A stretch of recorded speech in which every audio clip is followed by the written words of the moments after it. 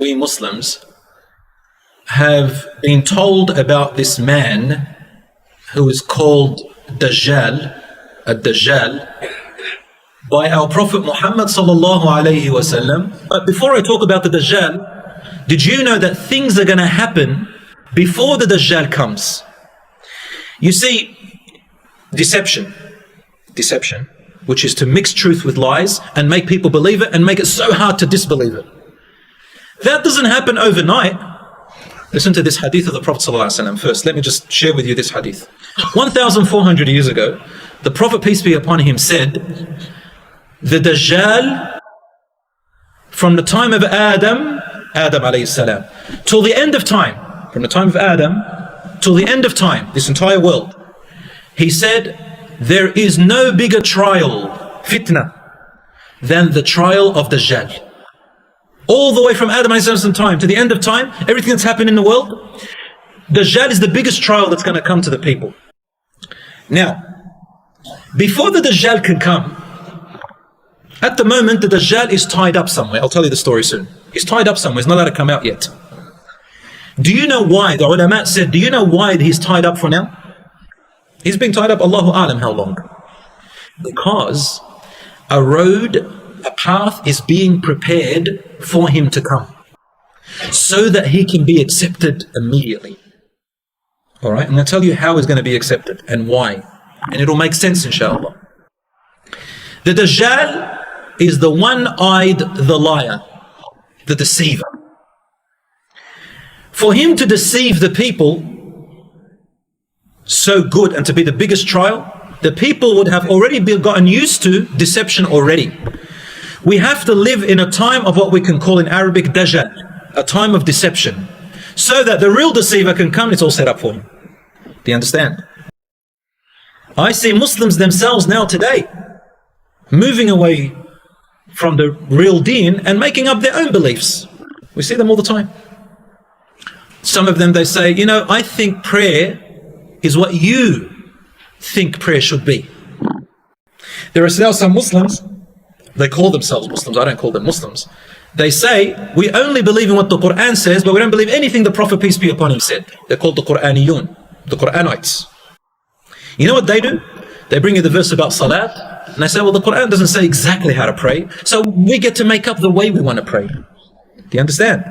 Because with the Quran, if you just follow just the verses, because the verses, they're just like headings, and the Prophet Muhammad ﷺ explains them. You understand?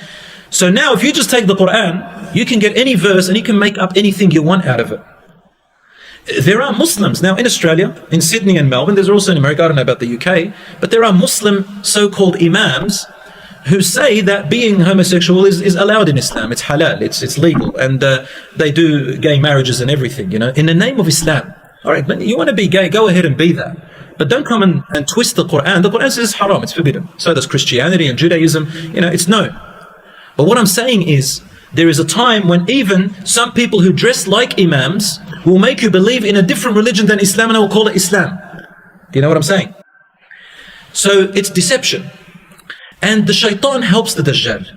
Do you know that the shaitan, Iblis, the head of the shayateen, right from the beginning, when Adam alayhi salam was created, he said something so interesting. He goes, you know the people who follow, the children of Adam, you know the children of Adam? Those who are Muslim, those who follow your book, O Allah, I am going to go to their religion, I'm going to sit waiting for them at their religion, and I'm going to make them believe a different religion. I will make them practice their religion the wrong way. One example is I'm going to make them show off. So when they come to pray, they're only doing it to please the people. Right? I'm going to make imams out of them who just want to bring people to them so he can show off and look like he's in charge of a big group. I want to make people who they want to just be part of a group like gangs in the name of Islam, but they're not really sincere. The shaitan's going to come up. I'm sorry I spoke about the imam. We're all imams, inshallah. But I'm going to say, brothers and sisters, that the shaitan is going to deceive even some imams. He'll deceive you, he'll deceive me.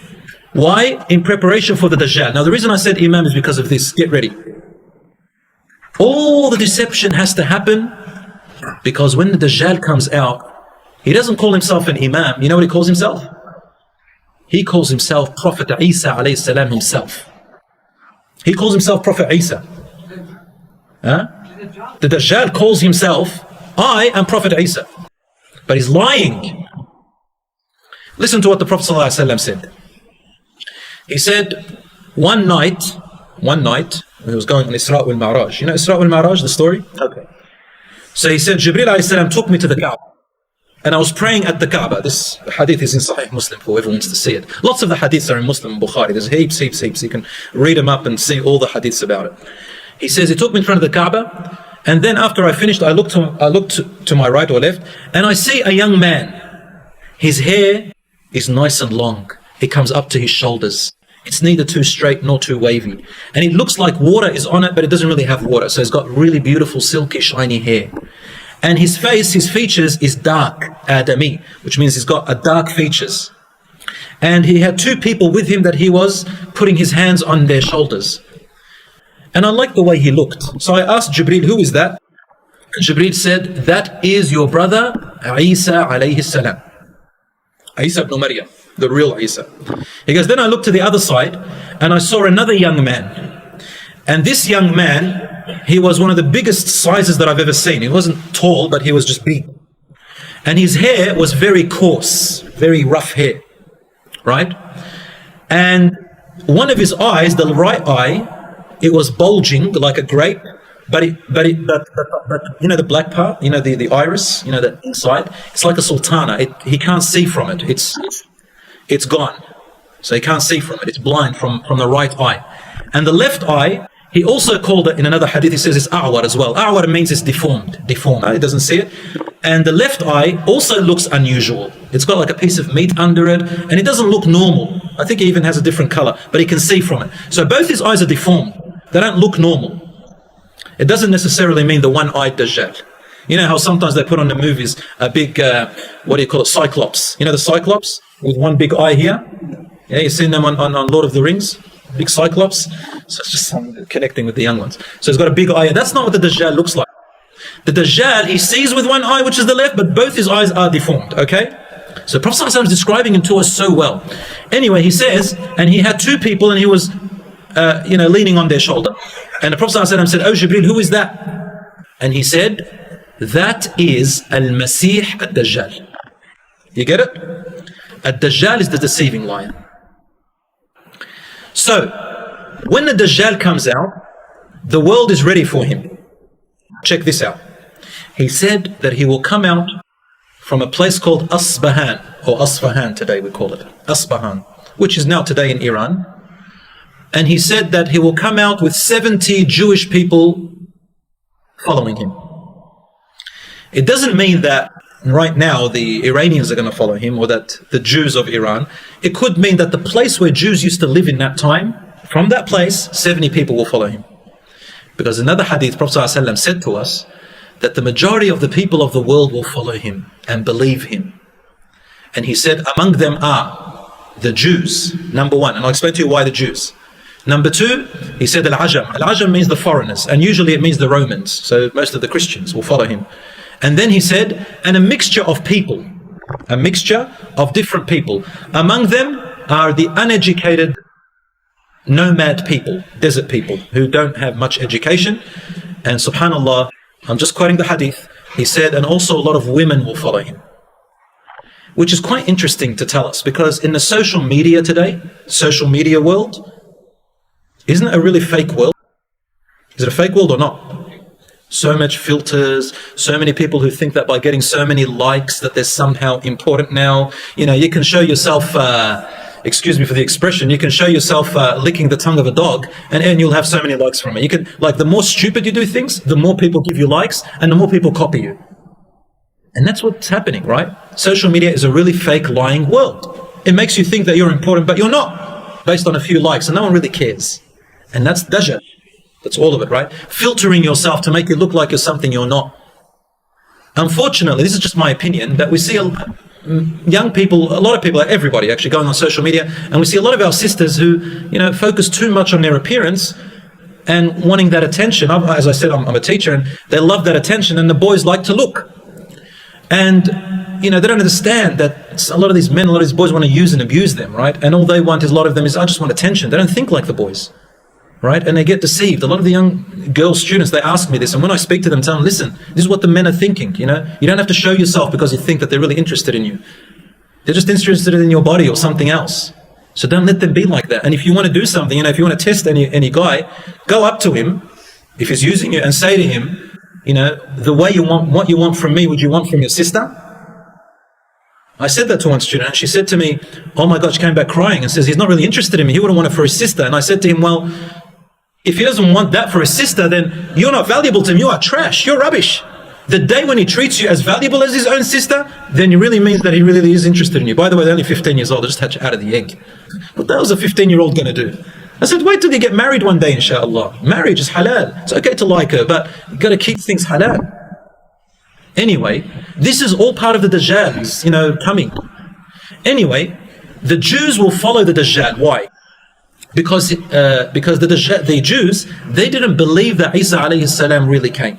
Remember, they believe that he's an imposter. Isa alayhi salam, remember in the Quran, Isa, the true Isa, Allah subhanahu wa ta'ala lifted him. They didn't crucify him, nor they killed him. They killed someone else.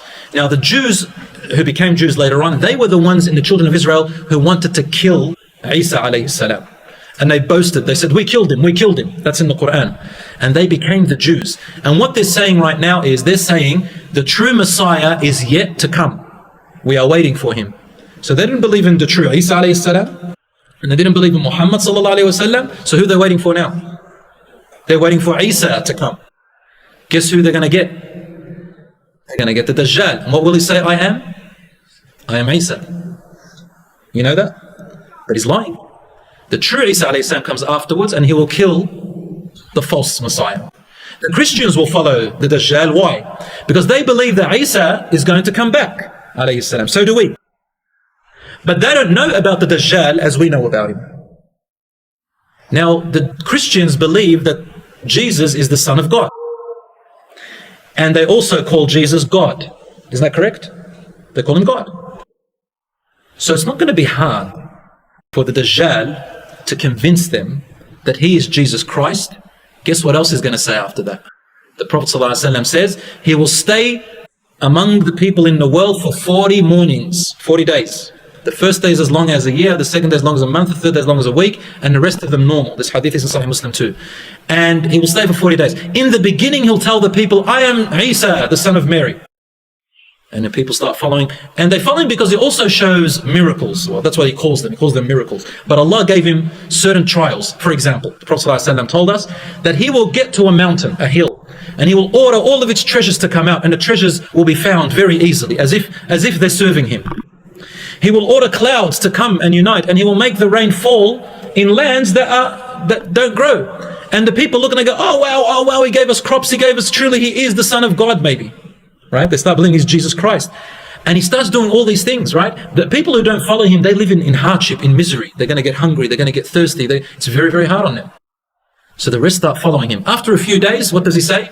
He says, I am God. I am your Lord. I am God. It's not going to be hard for them to believe that he is God. They just saw all these beautiful miracles, apparently. First he goes, I am Jesus. And the Christians already say that Jesus is God. He's part of the Trinity. It's not going to be hard. Do you understand what's happening? Now the whole world is getting prepared for that. Isn't that correct? Luxury. People now are used to luxury so much. They want things easy. We call them first world problems. They're going to follow the Dajjal very easily because it's going to give them luxury. It's going to give them, all this stuff. And we now, in this world today, what is happiness? Everyone wants to be happy. But the places they're looking for to be happy is materialistic. You know what materialistic means? Cars, looks, muscles, money, luxury, all that stuff, right? Social media, all that is called materialism. It doesn't make you happy.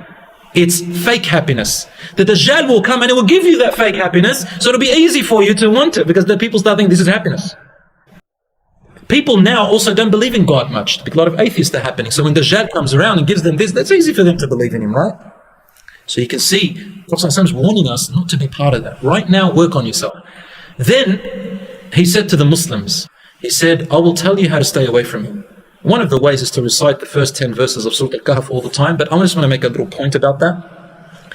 I'm sick and tired of seeing young Muslims and even older ones who all we do is we focus on memorizing, but we don't focus on trying to understand. something as simple as Qul Huwallahu Ahad. Let's try and understand what it is. Let's try and see what it's actually saying to us. What is Wailul likulli humazatin lumaza saying? Do you know what it's telling you, for example, something as small as that? So you can teach a cocky or a parrot how to memorize the Quran, but it's not going to get hasanat for it if it doesn't know what it's saying. You can teach it how to swear, but it's not going to get sins because it doesn't know what it's saying. Now, of course, you get rewards for memorizing the Quran, but we also need to understand what the message is in order for ourselves to save ourselves from these harms. So anyway, so reading the first 10 verses of Surah Al-Kahf saves you. Then the Prophet ﷺ said, between his forehead, like when you see the Dajjal, he goes, everyone who can read or can't read will recognize it. Bayna aynayhi, on his forehead, between his two eyes, so here, there is the word kafir or kufr, which means disbeliever. And disbeliever in Arabic, like kafir doesn't just mean disbeliever. There is an actual meaning for kafir. And kafir means literally, to cover up the truth or to cover up something. Did you know that? So the word kufr came out, which means you know the truth, but you hide it and you show something else. The Dajjal is kafir, which means he's showing you the wrong thing. Okay? And what will happen is that the Muslims will recognize that and stay away. It will be very, very hard for them. And then Dajjal will roam the earth.